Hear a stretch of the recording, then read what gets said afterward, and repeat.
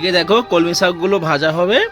আর এই কলমি শাক কিন্তু জমি থেকে তুলে আনা হয়েছে। এগুলো কিন্তু কিনে আনি না আমরা, জমি থেকে তুলে আনা হয়েছে। আমাদের দিকে জমিতে এগুলো প্রচুর হয়।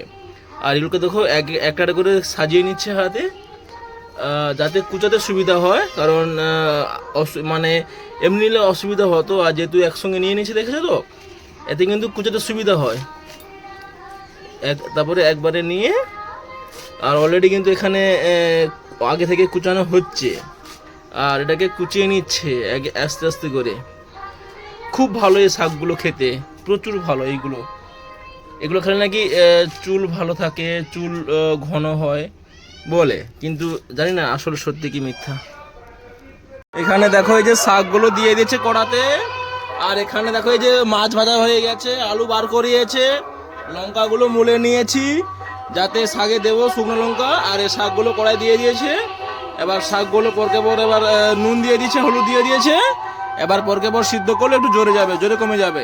শাকটা অনেকটাই জোরে গেছে, চাপা দেওয়া হয়েছিল, অনেকটা শাকটা জোরে গেছে, অনেকটাই প্রায় হয়ে গেছে, কাছাকাছি হয়ে আসছে। আমি হচ্ছি এখন শাকের পূজারি, কারণ অন্য ছেলেকে নিয়ে স্কুলে গিয়েছে খাওয়াতে। আমাকে বললো যে একটু শাকটা তুমি নাড়াও, আর হয়ে গেলে। আর এই যে এখানে দেখো শুকনো লঙ্কা আছে আর পেঁয়াজ আছে, এগুলো দিয়ে দিয়ে নামিয়ে নেবে। তো দেখো কেউ কিন্তু নেই, আমি হচ্ছি এখানে এখন বসে বসে খন্তি নাড়ছি। দেখেছো কতটা কাজ করছি, সব বাড়ি আমি। বাজারে যে কলমি শাকগুলো বিক্রি হয় ওগুলো কিন্তু চাষ করে, যেটা হচ্ছে খরাটকালে চাষ করে বা মাটির ওপরে চাষ করে।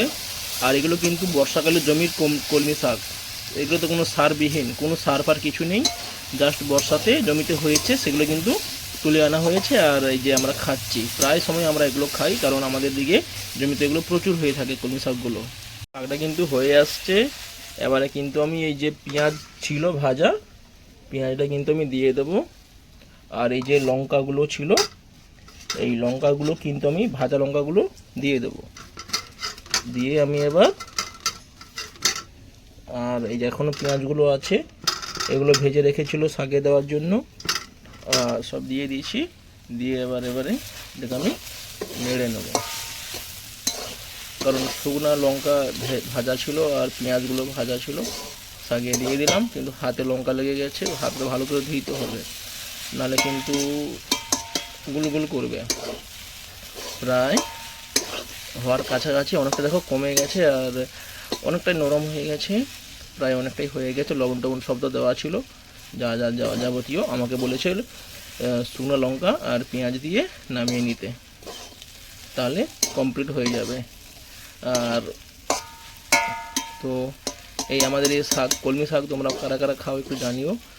আর এবারও নামিয়ে নেব থালায় করে। এই যে দেখছো থালা আছে এখানে, আমি কিন্তু আস্তে আস্তে করে থালাতে নামিয়ে নেব, কারণ যেহেতু আমার হাতে ফোন আছে, দুটো হাত একসঙ্গে দেওয়া যাবে না কড়াতে, তাহলে আমি দেখাতে পারবো না ভিডিওটা। আর এই যে নামিয়ে নিচ্ছি। সবাইকে টাটা, ভিডিওটা কেমন হলো জানিও।